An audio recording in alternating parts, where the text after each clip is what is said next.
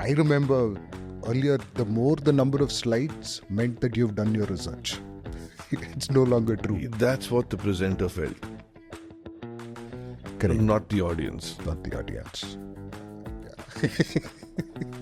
You fall in love with your own work. And then you go on with it. And then you believe that everybody else should see it. Right? Right. So my point is, you're presenting. You're not Karan Johar. A client reaches out to you, say, I need a program on communication skills. How much time are they willing to give you to do this? If it was up to them and they would rather just have me give them a capsule that says, take it twice a day and your communication will be better. Right. But it's ridiculous because they expect you to listen better or understand listening styles. They want you to do things like helping them become assertive and how to write better emails and how to communicate in a group, how to influence others in a group, and sometimes even get rid of their regional influence that they would have or reduce the regional influence that they would have in about 8 hours, 4 to 8 hours. Is it possible? No. There are people who are looking out for your services, but they don't know that you exist. Right? How open are you to kind of adopt, immersive technologies like mix3d to bring out, your experiences in all these spaces, starting from sales, communication? I don't think there'd be any trainer who's not open to it. This would work wonders for everybody, right? Because you could even sell short capsules, which people want. Right? You could build it as an add-on to what you've got. Yeah. You could build a whole product around it. Right. And sell that. So multiple applications.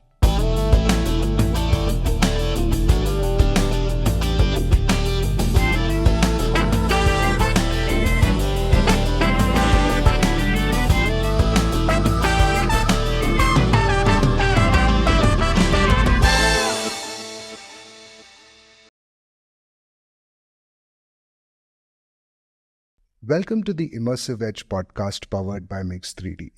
This is where the who is who of learning and development, human resources, corporate trainers, and training companies come to share their work and experiences. If you're looking to join the learning and development community, or if you are an educational content producer or creator or buyer, this podcast is for you. 27 years ago, a young man went to attend a sales interview. He got the job, but he could not keep a sales job because the organization found him too good to be wasted in just sales. Thus started a career which touched 80,000 delegates across Southeast Asia. He's a no-nonsense, old-school but relevant learning and development professional. He founded Simple Learning in 2010 and continues to inspire delegates. His expertise is sales training, outbound, communication, and executive coaching. In conversation with Haresh Advani.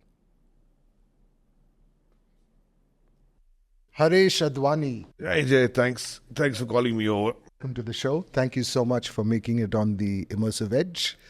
All right, so Haresh, 80 to 90,000 people in a span of 25 years. 27. 27 years. Wow, that's fantastic. So you started as a consultant. Well, if you're looking at the L&D part of it, yes, I joined a consulting company first. I was in sales. I was in business development. Okay. Which in those days was like selling snake oil. Snake oil. Yeah, I mean, from there on, I moved on to actually getting into designing training, delivering it. Okay, so, and then, yeah, from there on, just went on and on and on. How did you start being a trainer? I needed a sales job. I needed a job. I got a job as a business development person in a training organization. Okay. And there it is. There it is. And then they found your communication skills good and you just moved Luckily, on. they said that this guy can speak reasonably well, should fit the bill. Okay. And it happened after that. Oh, brilliant. That was it. What are the organizations, which was the first organization you joined? Okay, oh boy, first organization I joined would have been. Well, I started with a company called Green Valley. Okay. I it was a it was a plotted development, and they had a beautiful clubhouse with cottages and stuff like that. And I said, why don't we sell it to corporates to come here and do their offsites? And the boss said, okay. And I started selling it, and it worked very well. So that was pretty much the first, I would say, wouldn't start over there, but pretty much the first success story in terms of sales and etc. Or as a person who started his career. And from there on, I moved on to a few other organizations and then moved into training. And then I joined other organizations in the corporate world. So how many years into your career did you get into training? Let's see, I would have been probably about 10 odd years into my career. 9-10 years into the career, I got into training. And you've been here since? Yeah. It's either the only thing I know how to do or I'm actually good at it. One of the two. When did you start Simple Learning? About 14 years ago. 14 years ago. 2010. Yeah, 2010. 2011, around that time. So what is the philosophy of Simple Learning? Simple learning just says that we want to keep learning simple so that people can take it back into the workplace and apply it. Yeah. Right? Because that's the end objective at the end of the day. Right. Okay, whatever I have in the classroom, I am able to go and apply it back in the workplace. So I should be able to relate to whatever you're talking about in business terms with respect to my work, etc. Which is where the other element comes in. It's all customized workshops. Yeah. We don't do any vanilla workshops. Even a workshop like a presentation skills workshop. We look at what presentations people have made already, all right? We kind of figure out what is the objective of the presentation that you're doing. Yeah. Who's the target audience, okay? Is there a cultural element involved? We look at all of that and then build a program around it. We just don't do a standalone presentation skills saying, you need to stand over here, you need to put your hands over here and that kind of stuff. Including a presentation skills, it is tailor-made for the company, for the Absolutely. audience. Yeah, I would agree. I think a sales guy's presentation is very different from somebody doing an internal presentation. Absolutely. A lot of presentations, I mean, you would have seen this yourself, right, are a copy-paste of an Excel sheet onto a PowerPoint. Yeah. Right? And then the PowerPoint is also filled with text. Yeah. Right? And then you've also got a table, a pie chart, and a bar graph, all representing the same information, without actually talking about the hits and the misses, or the highlights and the lowlights. Right. Okay, so what's the key message I want to deliver in each slide? Why am I delivering this slide? Or why am I even putting in effort? Okay, so here's a question I ask a lot of my participants. What are the top 50 things you want to do before you die? Okay. None of them have ever said sit through somebody else's PowerPoint presentation. Yeah, definitely. So nobody really wants to sit through a PowerPoint presentation. Right. Right? Even your QBR, etc., everybody's bored to death. Make it short, deliver your message, get out of there. Right. And I think in the last few years at least, after the pandemic, I remember there's this one client of mine who wanted very specific requirement. Is that we have a program called storytelling using PowerPoint. Yes. Right? They're very clear. Whatever the message, it has to be under 5 slides at worst. 1 if you can. 3 tolerable. Right? So I remember earlier, the more the number of slides meant that you've done your research. It's no longer true. That's what the presenter felt. Yeah. Correct. Not the audience. Not the audience. Yeah. You fall in love with your own work. And then you go on with it. And then you believe that everybody else should see it. Right? Right. So my point is you're presenting. You're not Karan Johar. Haresh, staying on with presentation, I see that, in our research, we figured out that a lot of the work that you do spans a lot of spectrum. I mean, it's like a huge canvas. You do sales training programs, you do communication skills, you do leadership development, you also do executive coaching. It's a wide spectrum of offerings that you offer. Now, among this, which is a mass market product? I would think there are two of them, really. All right. One is your communication skills, because everybody needs communication skills. That's the most abused. Right. And it's the most abused form of training need or development need, which is there in anybody's performance appraisal. You have to be a better communicator. Can communicate better. So can you, whoever wrote that comment. Really. Yes.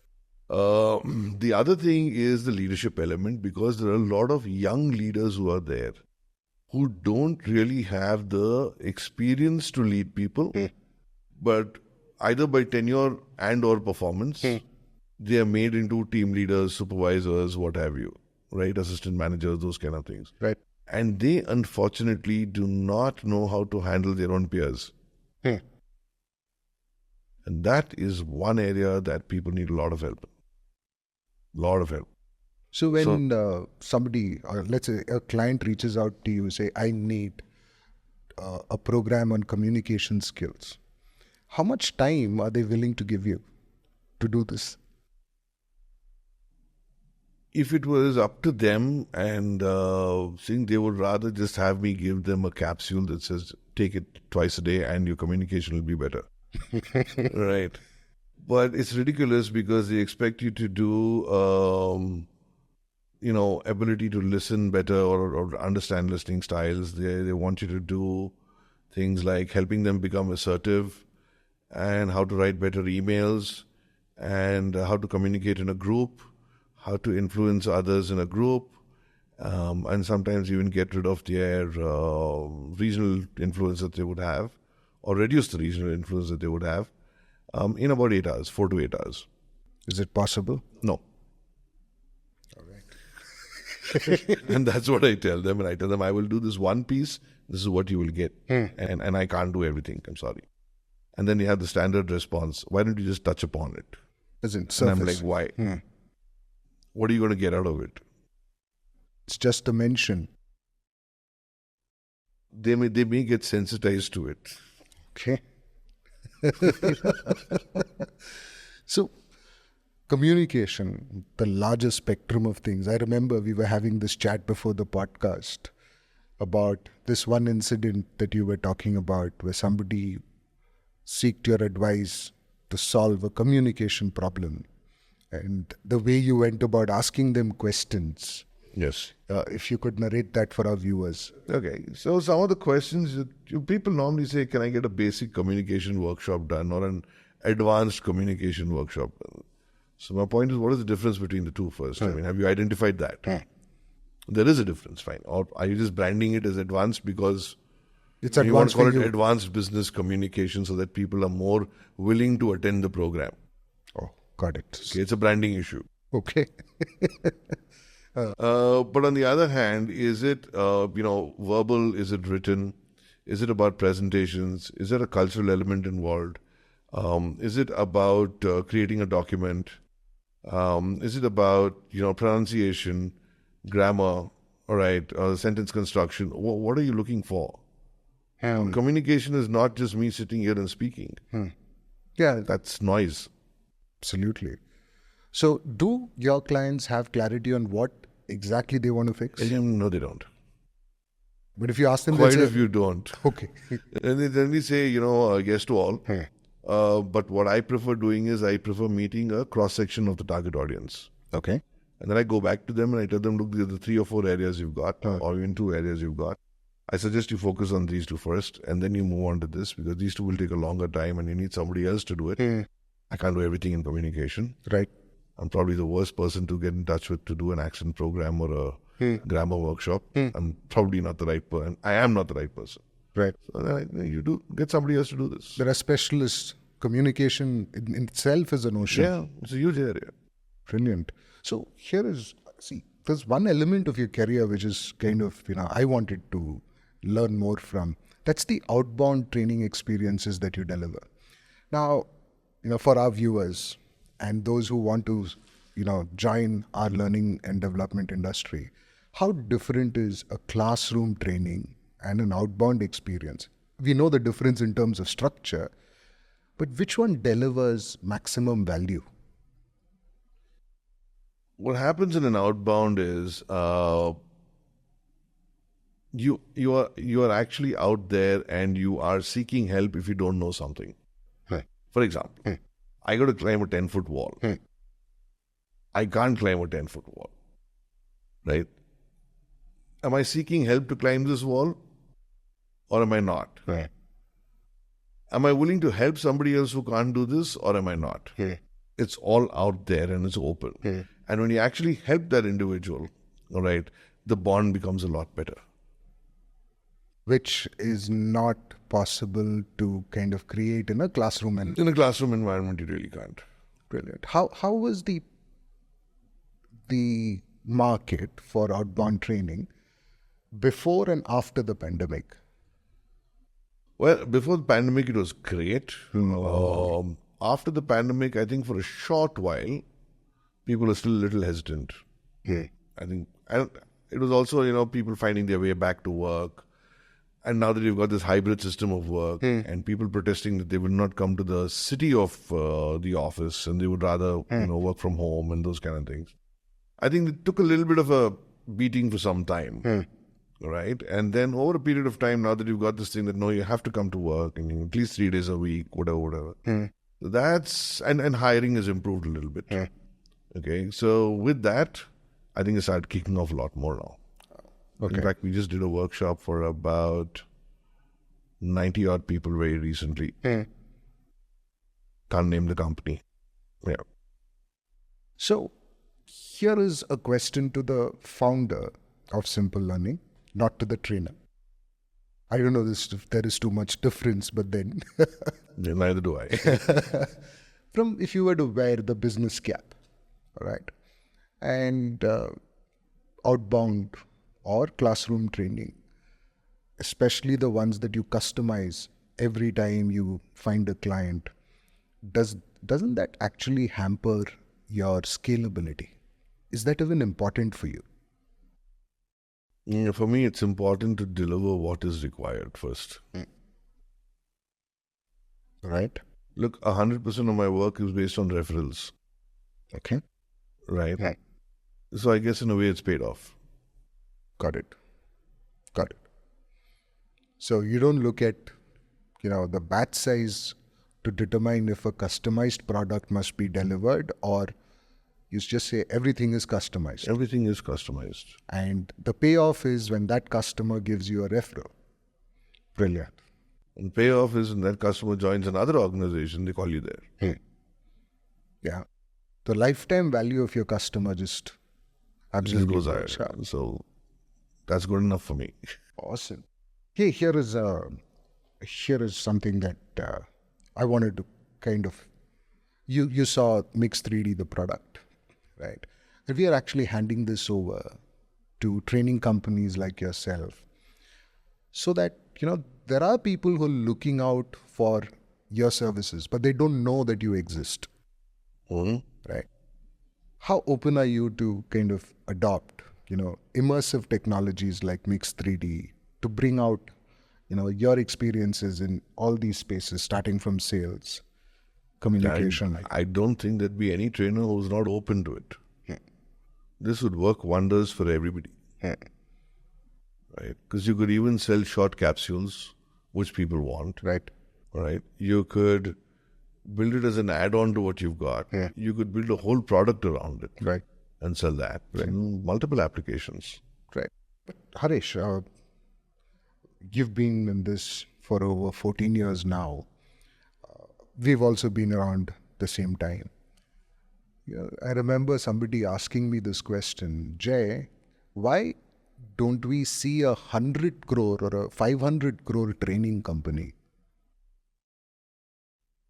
I was like wondering, you don't see a 500 crore training company. Why is it? I've often thought about the same thing. See, when one person starts a company, what happens is it's the trainer, it's not the name of the company. Yeah, I agree. Right? So invariably it's the individual that the person wants, that the organization wants. So it's just the invoicing purposes that the company takes care of. But technically they're buying you. Yeah. And there's only so many programs that you can do in a week or in a year. There's only so many you want to do after a certain amount of time. Right. So Harish, for those who are planning to join the L&D industry, what kind of occupancy levels would you define as good, most likely, and what is a bad occupancy for a trainer? Okay, that again depends on your experience, the kind of workshops you do, the kind of clients you have. Because training rates, like your per day rates, don't have any standard value, Okay. right? Okay. You could just ask and receive, or you could ask and then get bashed down to lowering it to less than 40% of what you had asked for. That's like a huge negotiating margin there. It depends on who you're talking to, who you are. Are you willing to let go of the business? What's your situation? Are you willing to say, look, I will not work beyond this rate or below this rate? Let's put it that way. So what is a good per day in the non-technical side? Let's say communications training. Again, very difficult to define, Okay. right? You have people working for 6,000 a day. Okay. You have people working for 8,000 a day, 20,000 a day. And what's the max? I've seen people do stuff for $1.5 lakh for an hour. $1.5 lakh for an hour. Yeah, hour, 2 hours, that's it. Wow. So the range is like, It's crazy. There's no limit to it. and it's like who you are kind of working for. It depends on who you are also. Okay. So if you're a sports person who does this motivational talk about, leadership using sports as a background, and you're a well-renowned sportsman, and I know a few, I'm not going to name them, Of course. all the way from transport to back and forth, and they walk in about an hour and a half and they're done, and The check is given. that's it. Wow. But then again, I mean, they've also achieved enough in their life to charge that kind of a fee, right? Right. So that's okay. So, what is, I'm certain if somebody is working at 6,000 rupees a day, right? It's not that they're working 22 days a month. It depends on each one's appetite, right? Okay. How much do you want to work? What are your goals right now? What are you looking at doing? I mean, there was a time when I would travel 3 weeks in a month, right? Because that was it. You're running around, you're making your money, and you're trying to pay off your loans. And it depends on what you want at that time. Now that the And loans are also, paid you're a lot off. younger, Yeah. right? Now the body doesn't allow you to do it. You take it a little easier. So in a month, how long are you usually, how much of work do you now take? I normally do about 8 days a month. Fair. Yeah. And in your line of work, there'll be a lot of customization activities that will occupy the rest of it. Which is again what a lot of people don't realize. They say, "Oh, but it's only about 7 hours of training." Yeah. There's about 18 hours that goes into that 7 hours of training. Right. Yeah, nobody sees that effort. The back end is very, very interesting. So And I've noticed this, Haresh, and I think you'll second me on this. At least in our country, customization efforts are usually not paid. It's expected. no, they're not. Unless there are some folks who actually pay you for it on a longer project, and I have collected that fee. There are few and far between. Those would pay. No, it's all right. Just run the regular workshop. We're okay with it. And I don't know what a regular workshop is. A regular workshop, yeah. Haresh, the sales training bit. Now that is again very similar in terms of range, cost per day that a trainer can collect, correct? how would you kind of slice the sales training market in India? Huge potential. Let me just move away from India, but we did a project recently with an organization in the US where we were working with 4 people, and finally had about 3, on sales training and coaching. So we started off by, doing a disc profiling to help them understand different profiles of people. We went into the steps of a sale, right? The entire sales process. We then did negotiation. And then finally we closed it with the key account management, or strategic account management as they call it. And that project went on for about 5 months. 5-6 months, because we were training them online, and after which there was coaching that was done. Then there was group coaching done, there was individual coaching done, all of that.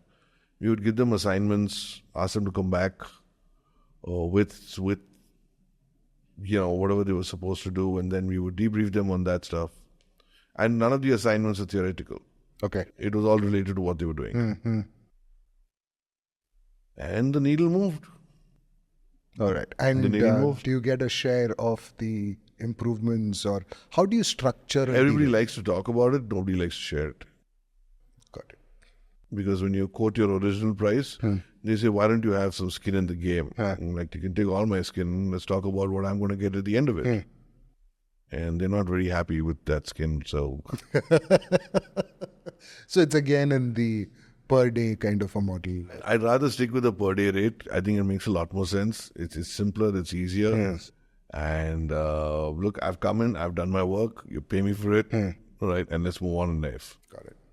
I don't do a per head thing. I just do a per day fee, because it's not my responsibility to manage the attendance of your employees. Fair. Yeah. And I had this question about the online training that became so famous during the pandemic, if you remember. Yes, the only thing that helped pay the bills of the house.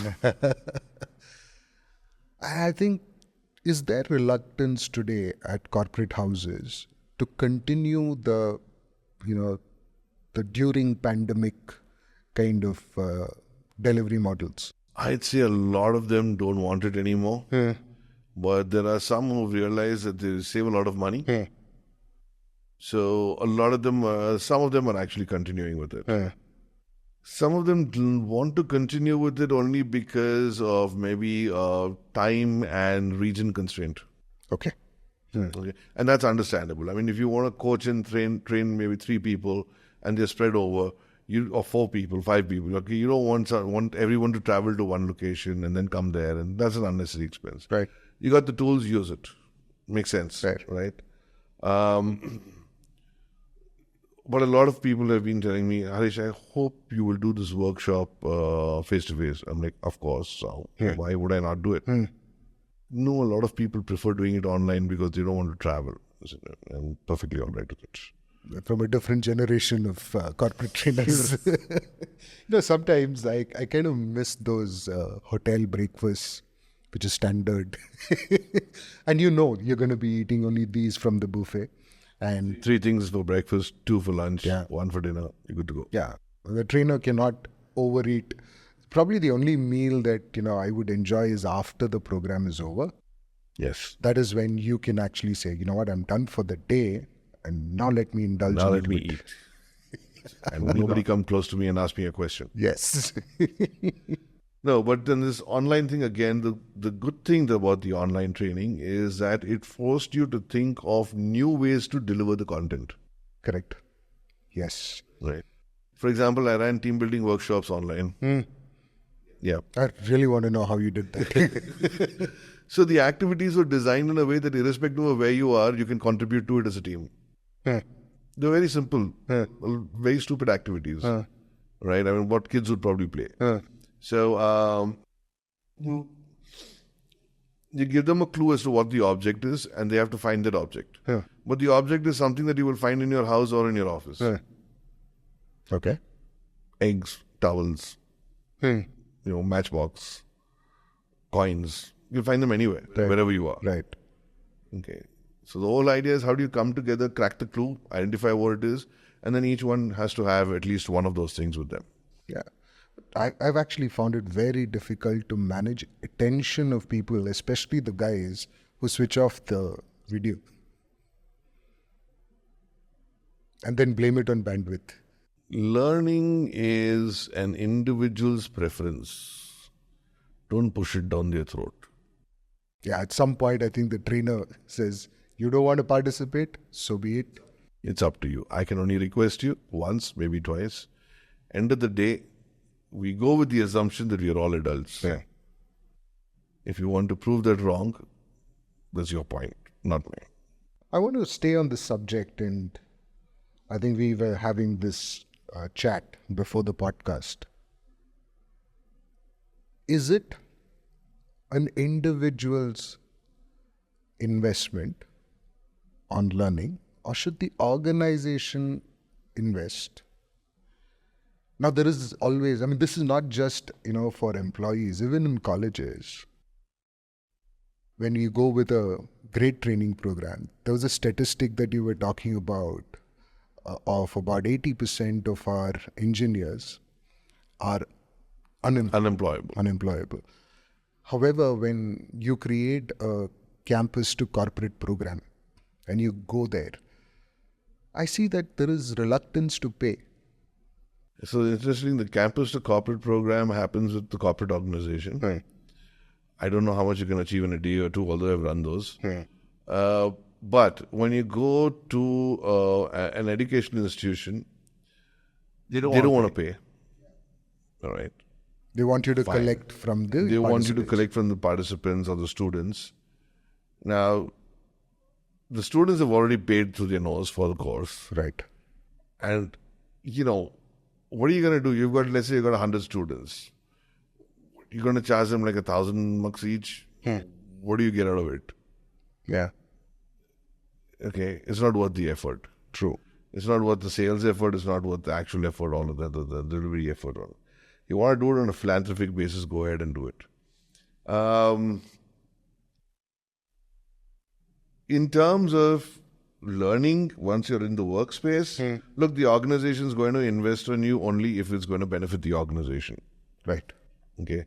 The organization, I don't think, is responsible for investing on you if it's going to benefit you as an individual, Right. which is fair. Yeah, it is fair. You want to learn something, it's up to you to keep your skills updated. But is there reluctance to invest? I see a lot of employees who would possibly pay 30, 40 lakhs for an international, degree, or any of our premier institutes. They don't mind actually paying whatever. They'd probably even take a loan.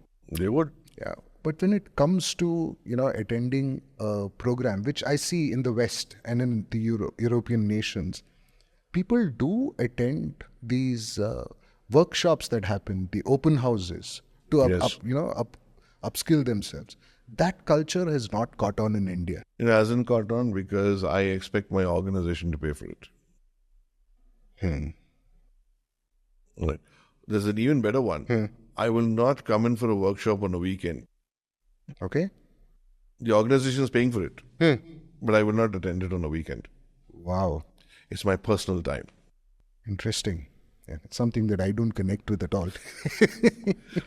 I want to upskill myself.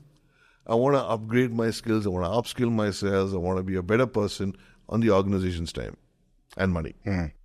So between a movie during the weekend versus a course, I'll take the movie kinds. Oh, yeah. I might watch it the second time. And yet, when it comes to, AI taking over jobs and whatever, that becomes like, it's the company just, they did it. It's all the company. It's all the company. It's all the organization. I'm It's here. always- You want to put me to use? Go ahead. It's pretty much the way people think. It's very strange. People don't mind losing their jobs nowadays. Yeah, they'll find another one, or so they think. They think. So here's a question around, where do you see the training business going in the near term? For me, near term is 3 years. See, I believe there's always going to be training, all right? Whatever form it is. You might have OBL, you might have classroom, you may have online, you may have the simulations that you do, all right? E-learning, whatever format, okay, it's only going to grow because more and more people are going to come into new jobs. People are going to get promoted. They have to upskill themselves. Right. There's no other way about it. Right. I mean, There's no other way. Be it technical, be it non-technical, it doesn't matter. it is going to be there It's going to be there. in some form or the other. Because if you don't continue learning, you're going to perish. So this, I've always believed it.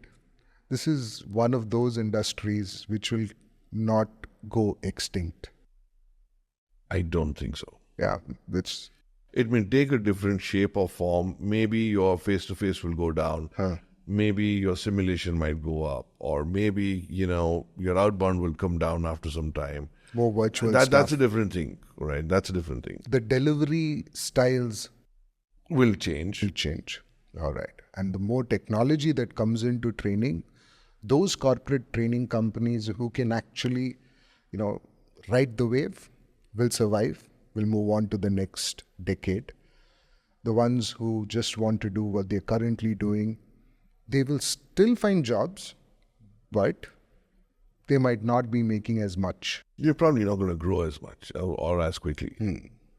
And again, Haresh, you would have noticed, as per the statistics, there are 6,500 registered training companies in India.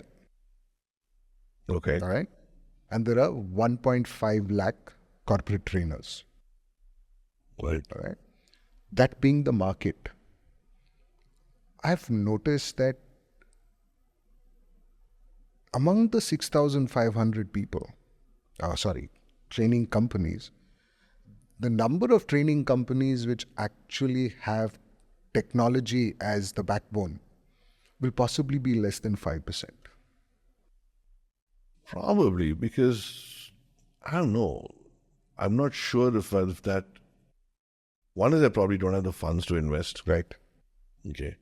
The second is, I'm not sure if it's going to work or not. So should I really invest that kind of money in it? Right. I see that reluctance to invest in technology. And that's one of the fundamental reasons why mix3d, we said, leave the technology to us. You worry about what you're good at, right? And you were actually talking about the board game that you wanted to develop, while we were chit-chatting. In fact, it will be our honor to host that on mix3d. Right? If you'd like to give a insight on what kind of a training program are you planning to build? So this has got to do more with business acumen, and it's like a board game where every time you throw the dice, you've got something that comes your way. Okay. All right. It could be a problem. It could be an opportunity. It could be anything that comes your way. What's the decision making like? Okay. Right.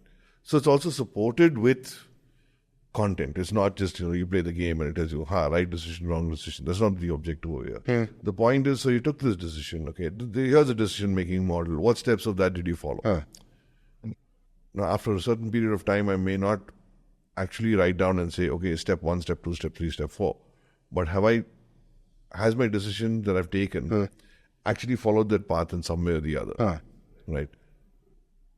What does each step mean? Okay, what are the fallouts of each step? Where can I use this? Where can I not use this? Those kind of things is what you're looking at. Brilliant. Of course, you're going to have briefing and debriefing as well as a part of this. Yeah. I believe that just creating a product self-paced has its limitations, right? When a trainer is assisting you through this journey, then technology finds meaning. Absolutely. If you have just technology, what happens is some people may not be well versed with it. Right? I may not be very comfortable using a trackpad or a mouse or whatever to kind of do something. I'm just going to give up. Yeah. True. And the people who need business acumen are the people who are invariably not very comfortable with computers. Yeah, I've seen that. Senior people. And a lot of them are comfortable saying, it's okay, I don't want to know it. वैसे तो time आ रहा है अपना retiring का. So, but those are the people who are still wanting to learn. I noticed the older generation, the 55 plus leaders that I meet, they are the ones who actually carry notepads and they're making notes, while the rest of the Gen Z is like sitting like, come on, tell me. What do you have? Yeah, Gen Z already knows what you are going to tell them. Absolutely. And also, Gen Z, very interesting set of people to actually train. They have Yes. the attention spans are, pretty low. One, yet if you connect with them, that's it. They'll remember you. Storytelling and activities Yeah, works a lot with them. yeah. Right. And if you break things down, help them understand how each of these things actually connects with their life, what does it do to them, then they get it. But if you give them the standard lecture that our parents gave us, Yeah.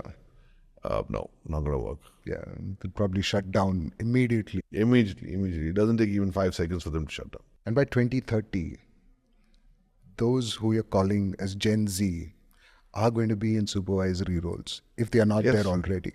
Yeah. Right? And with we are in Bangalore, every other coffee table that in a cafe, there is some startup idea that is being formed, right? Bunch of young people. I think if you step out of here, throw a stone, you'll hit 4 startup ideas. Absolutely.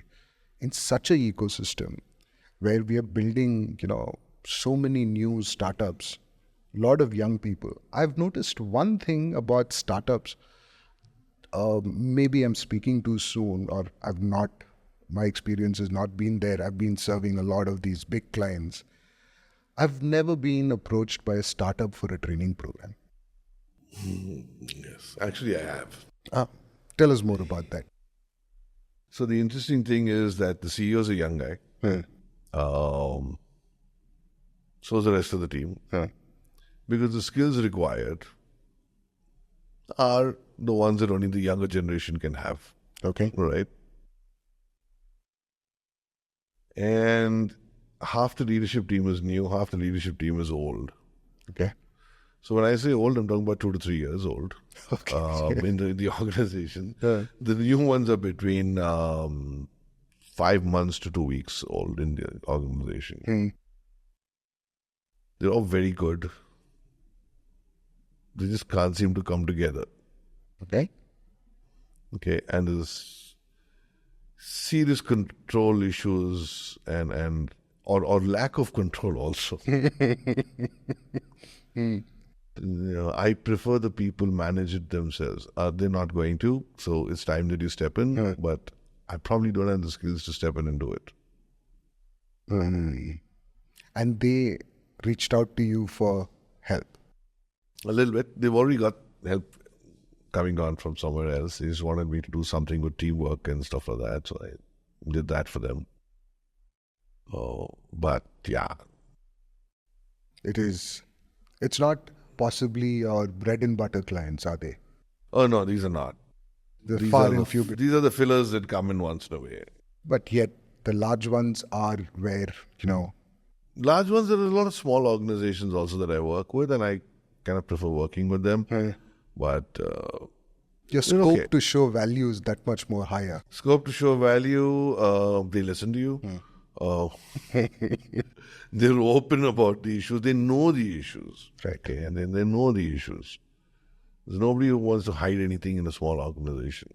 Yeah. They're very, very, very nice to work with.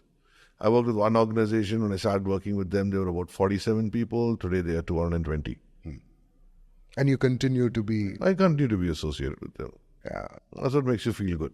True. And the small company associations, after a while, if they see you 4 or 5 times, then they're like as good as, he's one of us. Yeah, there are some organizations where the joke used to be that I just don't have an access card with my photograph on it. Okay. Yeah, agree. Right? Because there are some organizations I've worked with now for about 10 years, 11 years, 12 years. Been working with them every year. And as they grow, you grow too. Brilliant. So Haresh, thank you so much for taking the time out. Thank you. Giving us a perspective of, the world, the training world that you're a part of. We look forward to hosting you again on this show sometime. Sure. Thank you so much again. And thank you too. Right. Right. That was Haresh Advani for you people. Looking forward to hosting him again. There's quite a lot of things that we've learned from him today, especially more about simple learning and what they do in the sales, outbound, and in the communications area.